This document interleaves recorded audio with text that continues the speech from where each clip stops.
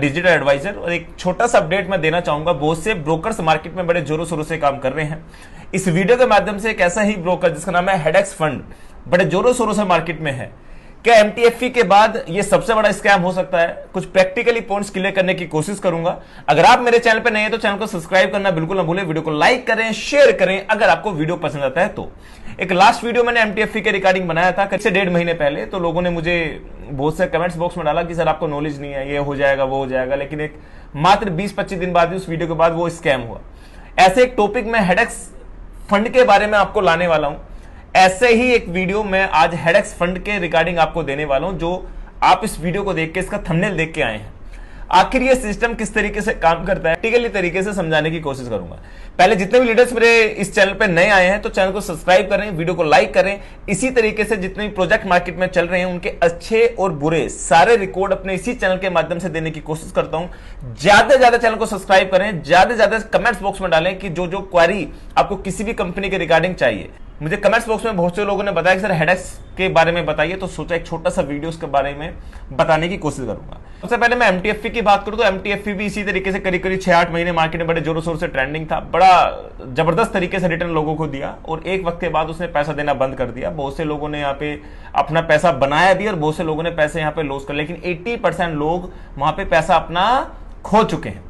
यही इस तरीके से अब हेडेक्स की मैं बात करूं तो करीब 1-1.25 साल के समथिंग सिस्टम को हो चुका है। इसने बहुत बड़ी संख्या में अपना यूजर बेस बना लिया है। इसके कंपनी के CEO and founder mister D K Jain, आज करीब उनकी अगर मैं मार्केट की बात करूं तो एक सबसे बड़ा प्लस पॉइंट इस सिस्टम के बारे में मुझे ये लगता है कि इन्होंने रिटर्न बहुत छोटा रखा हुआ है, और ये एक प्लस पॉइंट भी है कि लोग 1 साल तक नॉर्मल तरीके से उस रिटर्न को प्राप्त कर पा रहे हैं। टिकटॉक मुझे तो पूरा इसका जो पूरा ग्राफ दिख रहा है ना, वो ऐसे ही दिख रहा है जैसे एमटीएफई का है, बिल्कुल वही फील आ रहा है चलाने में।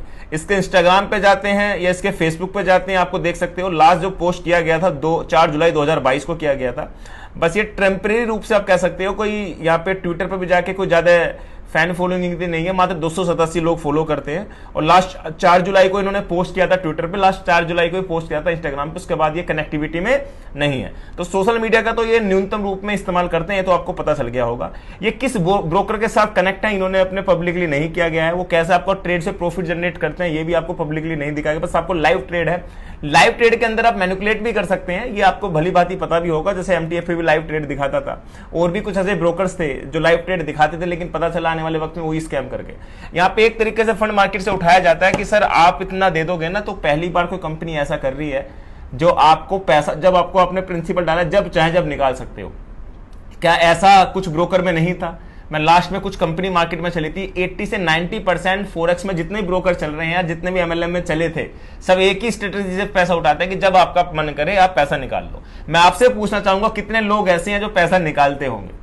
अधिकतर 99.9% लोग वहां पे पैसा डाल के रखते हैं, क्योंकि उनको पता होता है कि वो निकाल सकते हैं, तो इसलिए वो निकालते नहीं है। अगर पता होता कि 1 महीने में निकाल सकते हो, 2 महीने में निकाल सकते हो, तो बंदा वहां पे ब्लॉक हो जाता है, तो कोशिश करता है उस महीने में वो निकालने की। लेकिन यहाँ पे इसको पब्लिकली माइंड के साथ आपको खेला जाता है। कंपनी ने चाहे मलेशिया ट्रिप हो, चाहे थाईलैंड ट्रिप हो, अदर कंट्री के अंदर लोगों को घुमाया हुआ है। देखो मैं मान के चलता हूं आपका ब्रोकर जिस तरीके से पिछले 1 साल से काम कर रहा है, बड़ा शिद्दत से कार्य कर रहा है, लेकिन फोरेक्स ट्रेडिंग की अगर मैं इंडियन गवर्नमेंट की मैं बात करूं तो फोरेक्स ट्रेडिंग को आप पब्लिकली प्रमोट नहीं कर सकते, इसको एमएलएम में आप डिजाइन नहीं कर सकते। इसमें एक प्लस पॉइंट और मैं आपको बता देता हूं, जितने भी लीडर्स यहाँ पे कनेक्ट हैं, फोरेक्स के नाम पे मार्केट से फंड उठा रहे हैं, अभी कभी कोई छोटी मछली होती है या कोई बड़ी मछली हो जाती है। गवर्नमेंट कभी भी बड़ी मछली पर हाथ मारती है साहब, छोटी मछली पर कभी हाथ नहीं मारेगी। जब आपके पास फंड यहाँ पे कंपनी के पास, ये बेहतर भी करना चाहेंगे या तो इंडिया, देखो 2-3 प्लस पॉइंट भी हैं।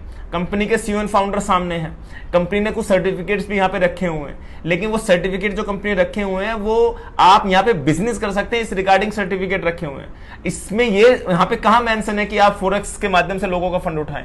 इंडिया में कोई भी ब्रोकर आपको इजाजत नहीं देता कि आप इसको पब्लिकली एमएलएम के थ्रू जोड़ दें, और इस चीज को आप पब्लिकली कर रहे हैं। कहीं ना कहीं ये आज छोटी मछली है, ये आप 2-4-6 महीने बाद बड़ी होगी तो डेफिनेटली इस पे पहाड़ कहीं ना कहीं टूटने वाला है। और रही इसकी बात, ये सब कुछ जो कंपनी का माइंड में चल रहा है, बैकएंड में चल रहा है साहब, ये आप अधिकतर 99% लोग सभी अपने पैसे को कंपनी के हवाले कर सकते हैं, कर चुके हैं। लेकिन मैं इसमें यह कह सकता हूं कि मात्र सारा मैनिपुलेशन नहीं है, मतलब आप कंपनी कहेगी आपका पैसा आप ही को घुमा के दिया जा रहा है, सारा मैनिपुलेशन नहीं है। 10 से 20% का या मैक्सिमम 30% तक का मैं मानूं कि कंपनी जनरेट करती है साहब। 70% मैनिपुलेशन है जो मेरी कैलकुलेशन कहती है, लेकिन 25 से 30% कंपनी जनरेट करती है, क्योंकि अगर जनरेट कर रही है तभी वो 1 साल तक चला पाई।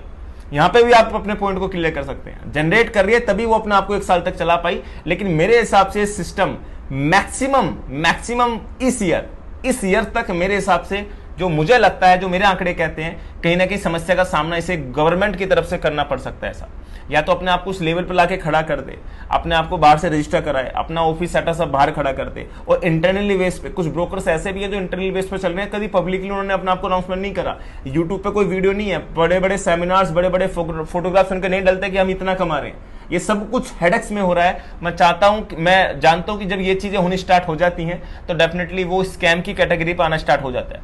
कभी कभी कुछ चीजें अच्छा भी करना चाहती हैं तो ये गवर्नमेंट की रूल एंड रेगुलेशन फॉलो ना करने की वजह से उसको समस्या का सामना करना पड़ सकता है।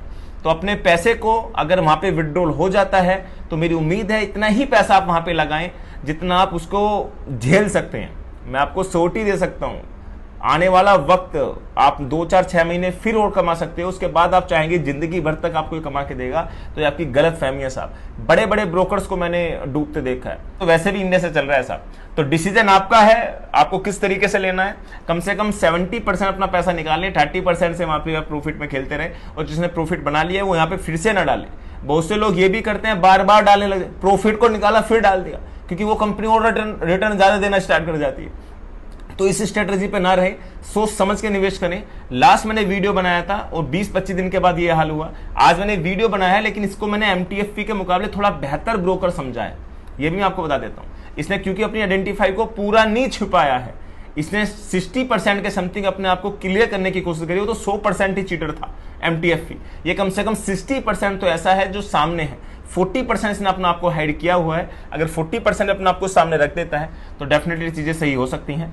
तो इसी तरीके से 1-2 ब्रोकर्स और हैं जो मल्टी लेवल मार्केटिंग में चल रहे हैं। मैं आने वाले 1-2 महीने के अंदर सारी वीडियोस आपको देने वाला हूं, तो इस चैनल को